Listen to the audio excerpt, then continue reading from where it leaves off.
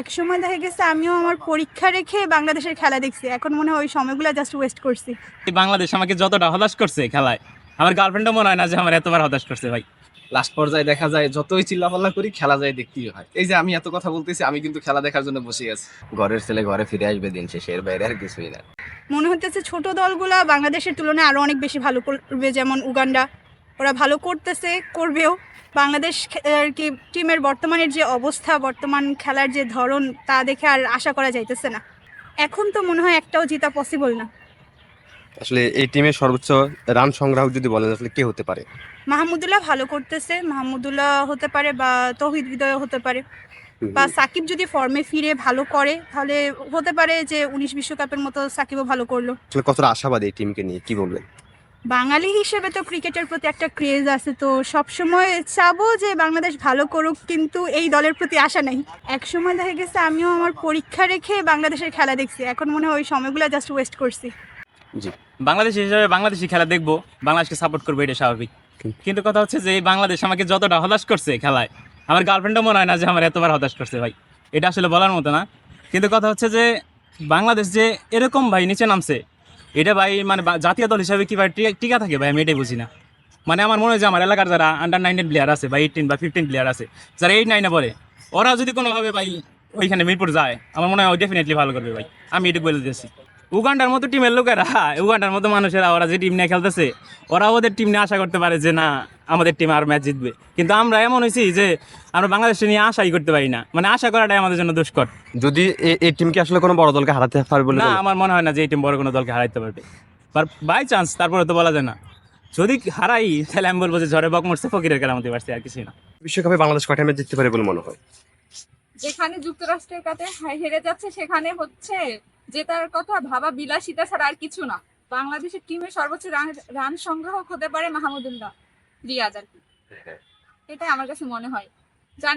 জানি না উনি পারবে কিনা, বাট আমি ওনার উপর আশাবাদী। বাংলাদেশকে মোটামুটি কিন্তু চীনে হচ্ছে অনেক অনেক বেশি চীনে হচ্ছে এই খেলা নিয়ে, ক্রিকেট খেলা নিয়ে, সে জায়গায় এরকম বারবার হচ্ছে করতেছে, হাঁটতেছে, তাহলে অবশ্যই আমরা কষ্ট পাচ্ছি। এটা নারীরা তো ফুটবল ক্রিকেট বলেন আপনারা অনেক ভালো খেলে, অনুপ্রেরণা হিসেবে মানতে পারে যে আমাদের নারীরা অনেক ভালো করতেছে, আমাদেরও ভালো করা উচিত। প্রথম ম্যাচটা হলো শ্রীলঙ্কার সাথে হারলে সাউথ আফ্রিকার সাথে হারার সম্ভাবনাই বেশি।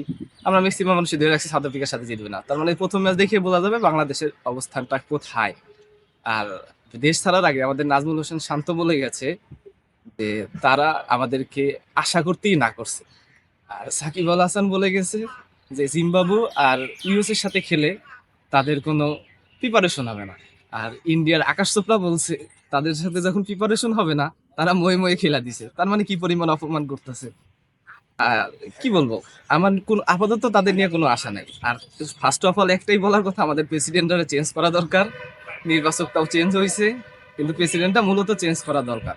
আপনি হয়তো লাস্ট ওয়ানডে ম্যাচটা দেখতেছিলেন, নেদারল্যান্ডের সাথে যখন হারার পরে এক লোক তার গালে জুতা মারতেছিল, বলতেছিল যে ম্যাচ আর দেখবে না। কিন্তু বাংলাদেশের যে ইমোশনের জায়গা, লাস্ট পর্যায়ে দেখা যায় যতই চিল্লাপাল্লা করি খেলা যায় দেখতেই হয়। এই যে আমি এত কথা বলতেছি, আমি কিন্তু খেলা দেখার জন্য বসে আছি। জানি যে তাদের নিয়ে কোনো নাই। কারণ লাস্ট ম্যাচে যখন ইন্ডিয়ার সাথে খেলো তখনও 3 জন 3টা ডাক মারছে। তো ডাক মানে গোল্ডেন ডাক, সিলভার ডাক সব মিলে মারছে। তো এই কি বলবো, দেখতে তো হইবই।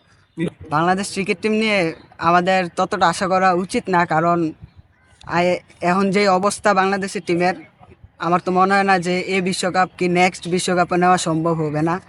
এটা তো আমরা সবাই জানি, এটাকে সবাই বলে মায়ের দোয়া ক্রিকেট টিম, এটা দ্বারা সম্ভব না, কখনোই সম্ভব না। যদি ফিউচারে ভালো কোনো ক্রিকেটার আসে তাহলে আমরা বিশ্বকাপ নিশ্চিত করা সম্ভব হতে পারে আর কি। যদি বাংলাদেশ আসলে খেলা তো অনেকগুলাই, তো খেলার ভিতর হার জিত থাকবেই, কোনো ব্যাপার না। কিন্তু আমি আমার দিক থেকে আশাবাদী যে অন্যান্য টিম যা করে করুক, অন্যান্য টিমদের সাথে যা হয় হোক, বাট ইন্ডিয়ার সাথে জানি ম্যাচ বাংলাদেশ উইন হয়, ভালো খেলে, হার জিত তো থাকবেই। তারপর আমি চাই জিতুক ইন্ডিয়ার সাথে অন্তত।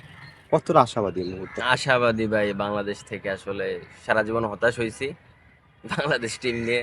তারপরেও বাংলাদেশ টিমের প্রতি ভালোবাসা থাকবে, দোয়া থাকবে, যেহেতু ওরা দোয়ার খুব প্রয়োজন বাংলাদেশ টিমের। তো ওদের জন্য সবসময় দোয়া থাকবে, দোয়া করি। আশাবাদী, দেখা যাক, ঘরের ছেলে ঘরে ফিরে আসবে দিন শেষে, এর বাইরে আর কিছুই না।